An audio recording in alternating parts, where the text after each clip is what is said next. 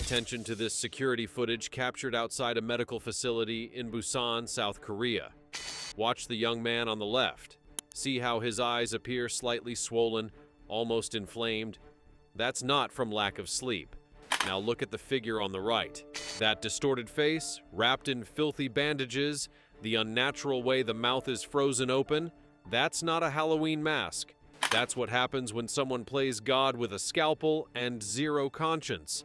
This footage, recovered from a surveillance camera near an abandoned clinic, would become the key to unlocking one of the most horrifying cases South Korean authorities had ever encountered. What you're looking at is a before and after, a hunter and his prey, and the nightmare that connected them would shake an entire nation. You know that feeling when someone offers you something that sounds too good to be true, and every instinct tells you to walk away, but the promise is just tempting enough that you ignore those whispers of doubt? For the Park family of Busan, South Korea, that ignored instinct would turn into a living nightmare that still haunts them today. August 2017. Busan was in the middle of a brutal heat wave, the kind where the air feels thick enough to chew. 24-year-old Park Min-jun was hustling, like so many young people in the city, working double shifts at a shipping warehouse during the day and picking up delivery gigs at night. He was saving money, had dreams, wanted to open a small restaurant with his girlfriend, Hae-won. They'd been planning it for 2 years, sketching out menus on napkins, talking about the perfect location. Min-jun was the kind of guy everyone liked.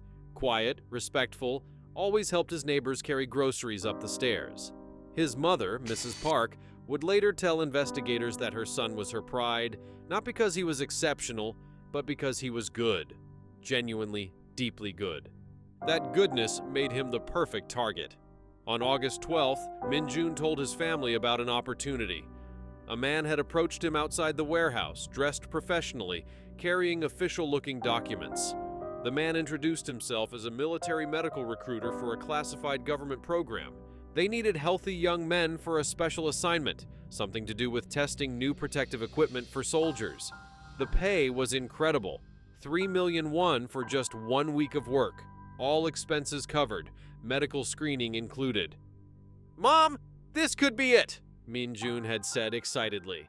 "This could get us enough for the restaurant deposit." Mrs. Park felt uneasy. Something about it didn't sit right, but her son was 24, an adult making his own decisions, and honestly, the money would help. She swallowed her concerns and wished him luck. That was the last normal conversation she'd ever have with her son. August 15th. Min-jun left for his assignment early in the morning, carrying a small duffel bag with clothes for a week. He texted Hae-won, "Wish me luck, love you. See you in 7 days with money for our dream." 7 days passed. Silence. Hae-won tried calling. The phone went straight to voicemail. She reached out to Mrs. Park. "Have you heard from Min-jun?" The creeping dread in her voice was impossible to miss. Mrs. Park hadn't. She called the number on the business card Min-jun had left behind, the one from the military recruiter. Disconnected. She tried the address listed on the paperwork. It was a parking lot. No building, no office, nothing. On August 23rd, they filed a missing persons report. Detective Kim Sang-ho caught the case. At first, he figured it was another young man who'd gotten cold feet about his life and run off. Happened more often than people wanted to admit. But when he dug into the details, something felt wrong. Min-jun had left his savings account untouched. His social media had gone completely dark. And that business card, it was too professional to be a simple scam. Someone had invested money in making this look legitimate. Then came the second disappearance. September 3rd, 22-year-old Lee Jae-sung, a college student working part-time at a convenience store, told his roommate about a medical recruitment opportunity. Same pitch, same impossibly good pay, same military connection. He left on September 5th, never came back. Detective Kim's gut was screaming now. 2 young men, same age range, same economic background, same too-good-to-be-true job offer. This wasn't coincidence. September 20th. 26-year-old Choi Dong-hyun, a struggling artist who did construction work on the side, mentioned to his brother that he'd been recruited for a government medical program. His brother, a lawyer, immediately told him it sounded like a scam. Dong-hyun laughed it off. It's legitimate. They had credentials, military seals on the documents. He left September 22nd. His phone went dead within hours. Now Busan was paying attention. 3 young men all vanished after being recruited for the same mysterious medical program. The media picked up the story. Parents across the city were terrified. Police set up a special task force. Detective Kim worked 18-hour days, chasing leads that evaporated like morning fog. But here's what made it even more horrific. Nobody had actually seen the recruiter clearly. He approached people in crowded areas, wore a medical mask, not unusual in South Korea, kept conversations brief and professional. Security cameras caught glimpses. A man in his 30s or 40s, average height, always wearing business attire. But never a clear face. He was a ghost. The families were falling apart. Mrs. Park couldn't sleep. She'd walk the streets at night, searching faces in crowds, hoping to see her son. Haewon dropped out of school, spending every day putting up missing posters, handing out flyers, begging anyone for information. Lee Jae-sung's mother stopped eating. Choi Dong-hyun's brother quit his job to focus solely on finding him. The city was gripped by fear. And then, on October 8th, they got the break that would crack this nightmare wide open, but in the worst possible way. The call came in at 3 in the morning.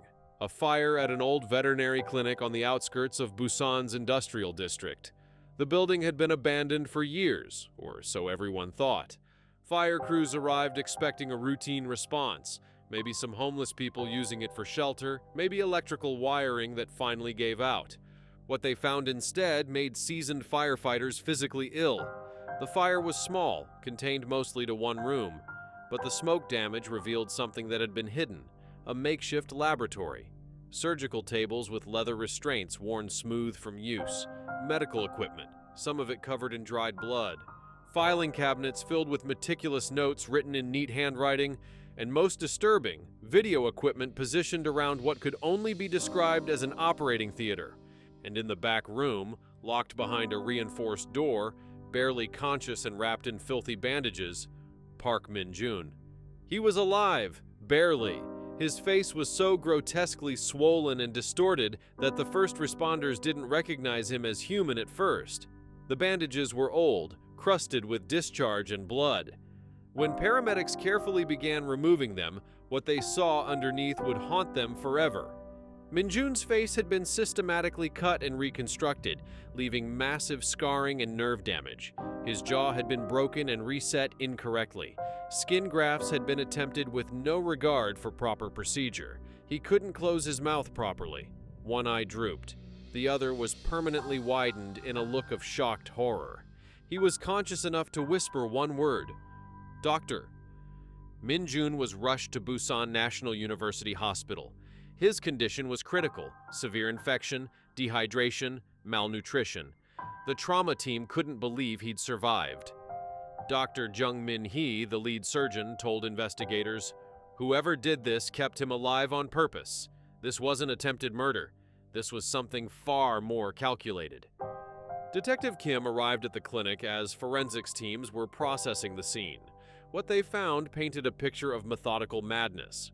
The files contained detailed records of procedures performed on 3 different subjects, identified only by numbers: Subject 1, Subject 2, Subject 3.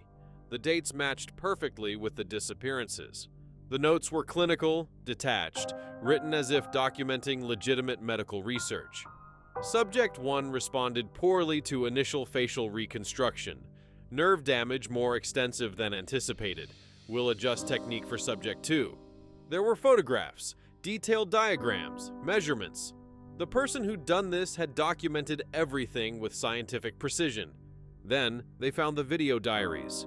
Hours and hours of footage showing a man in surgical scrubs and a mask performing procedures. He never showed his face clearly, but his voice was calm, professional, almost bored as he explained his techniques.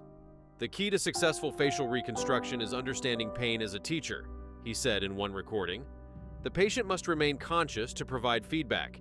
Anesthesia dulls the learning process. Let me paint you a picture of what investigators realized as they watched those videos. This person saw himself as a researcher. He genuinely believed he was advancing medical science. The horror wasn't born from sadism, though the results were undeniably sadistic. It was born from a complete disconnect between his intellectual goals and human empathy. He'd reduced living people to experiments, data points in his quest for knowledge. But where were the other two victims? If Min-jun was subject 1, where were subjects 2 and 3? The answer came 3 days later, when cadaver dogs hit on an area behind the clinic. They found Lee Jae-sung and Choi Dong-yun buried in shallow graves, their bodies showing evidence of similar experimental procedures. The coroner estimated they'd died within days of being taken. Unlike Min-jun, their bodies hadn't been able to withstand the trauma. The investigation intensified. Who was this person? How had he operated for months without detection? The business cards he'd used were professionally printed but untraceable. The documents looked official but were sophisticated forgeries. This was someone who understood how to move through society without leaving footprints. Meanwhile, Min-jun began the slow, agonizing process of recovery. He couldn't speak clearly. The damage to his jaw and facial nerves made it difficult to form words. But he could write. And what he wrote down made Detective Kim's blood run cold. The man who took him called himself Dr. Han. He'd been kind at first, almost paternal. He explained that Min-jun had been selected for an important medical advancement program. The procedures would be uncomfortable but groundbreaking. Min-jun would be a hero. When Min-jun tried to leave, realizing something was very wrong, he discovered he'd been drugged. By the time he fully regained consciousness, he was strapped to a surgical table. Dr. Han performed procedure after procedure, always explaining what he was doing, as if Min-jun was a colleague rather than a victim. He talked about his theories on facial reconstruction, his ideas about pain management, his frustration with the medical establishment that had rejected his methods, and he kept Min-jun alive through all of it, treating infections just enough to prevent death, providing just enough food and water to sustain life. "He wanted me to survive," Min-jun wrote. "He said I was his success story.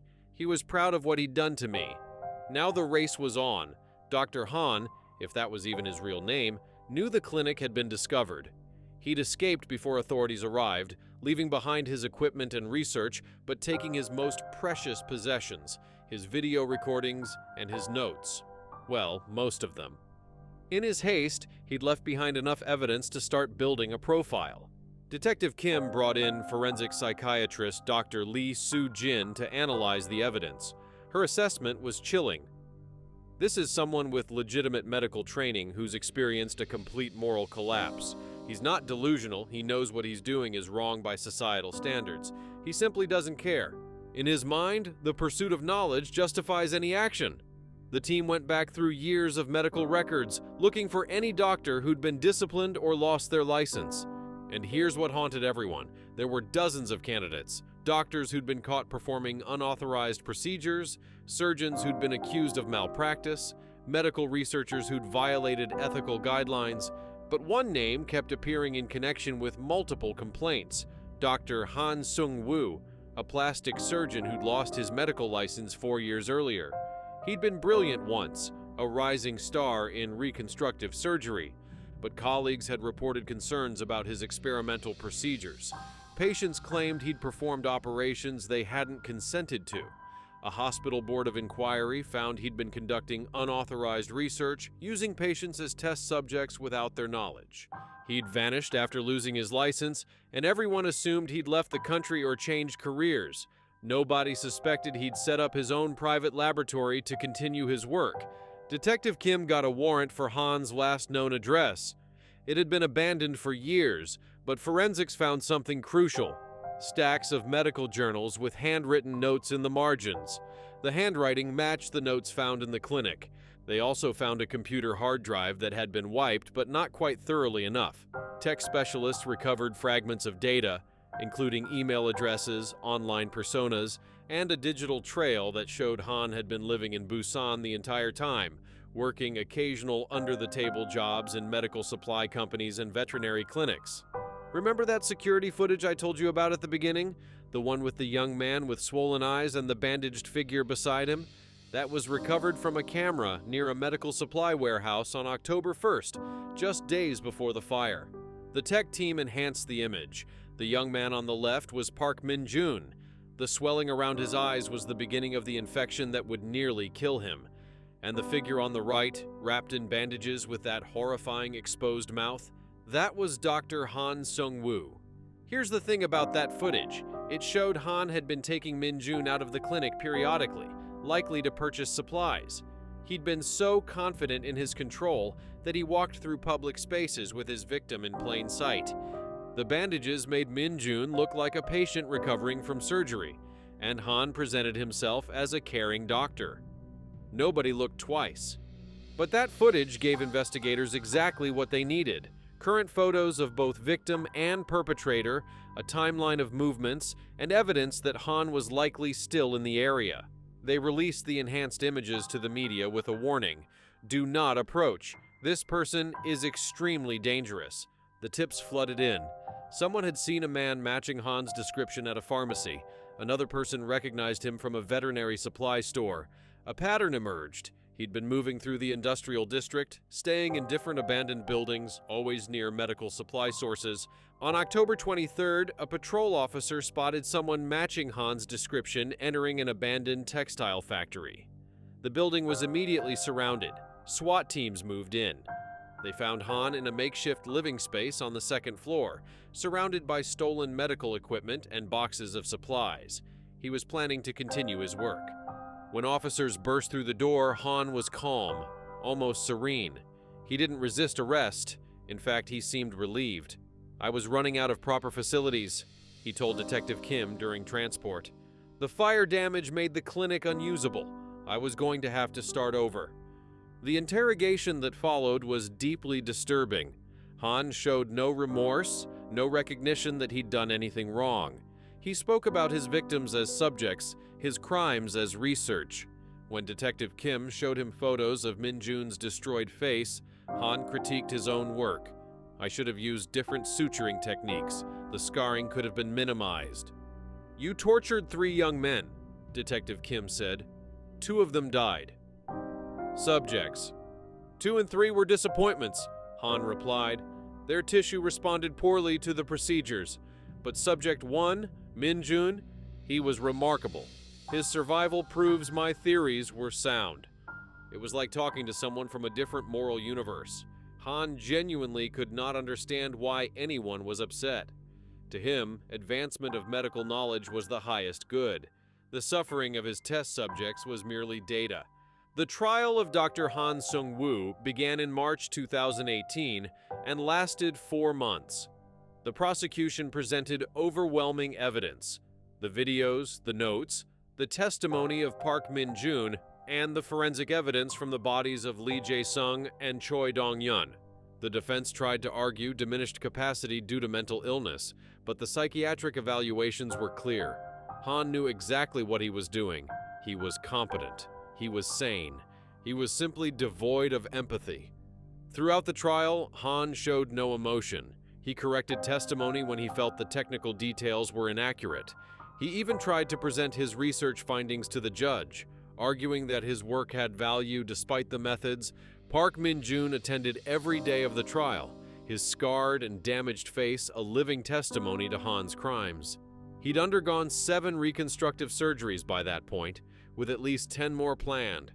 Doctors said he'd never looked the way he did before. The nerve damage was permanent. He'd need pain management for the rest of his life. The jury deliberated for less than 3 hours. Guilty on all counts, Dr. Han Sung-woo was convicted of 3 counts of kidnapping, 2 counts of first-degree murder, 1 count of attempted murder, and multiple counts of assault and illegal medical practice. The judge sentenced him to life imprisonment without possibility of parole. South Korea had suspended the death penalty years earlier, but many argued this case should have brought it back. In his final statement before sentencing, Han said, "History will vindicate my work. Future surgeons will build on my research and understand that I was simply ahead of my time." He was wrong. His research was destroyed. His findings were never published. The medical community condemned him universally. Park Min-joon survived, but he lost years of his life to recovery. The restaurant with Haiwan never happened. She couldn't bear to see him as a reminder of the trauma. They separated amicably. Min-joon now lives quietly with his mother, working from home doing computer programming. He's undergone 17 reconstructive surgeries. He still can't smile properly. He still has nightmares. Lee Jae-sung's mother never recovered from losing her son. She died 2 years after the trial, what doctors called a broken heart. Choi Dong-hyun's brother became an advocate for missing persons cases, helping dozens of families navigate the nightmare of searching for lost loved ones. The families established a foundation in memory of Jae-sung and Dong-hyun, dedicated to helping victims of violent crime and improving mental health services for trauma survivors. But here's what stayed with everyone who worked this case: the realization that monsters don't always look like monsters. Sometimes they look like professionals. Sometimes they carry credentials and speak in calm, educated voices. Sometimes they operate in plain sight, and we miss them because they understand how to blend in, how to exploit trust, how to identify the vulnerable. That security footage, the one with Min-joon's swollen eyes and Han's bandaged face, is now used in South Korean police training as an example of how predators can hide in plain sight. Look at it again, and you'll see what investigators missed for weeks. Evil wearing the mask of medicine, walking through a city center with its victim, confident that nobody would question a doctor caring for a patient. Park Min-joon is 31 now. He still lives in Busan. When asked what he wants people to know about his ordeal, he said, "Trust your instincts. If something feels wrong, it probably is. No amount of money, no opportunity is worth ignoring that feeling in your gut that tells you to walk away." He's right. Sometimes that whisper of doubt is the only thing standing between you and a nightmare. For Lee Jae-sung and Choi Dong-hyun, who never came home, for Park Min-joon, who survived the unsurvivable, and for every family still searching for someone who vanished after trusting the wrong person. May their stories remind us that the worst monsters are often the ones we never see coming.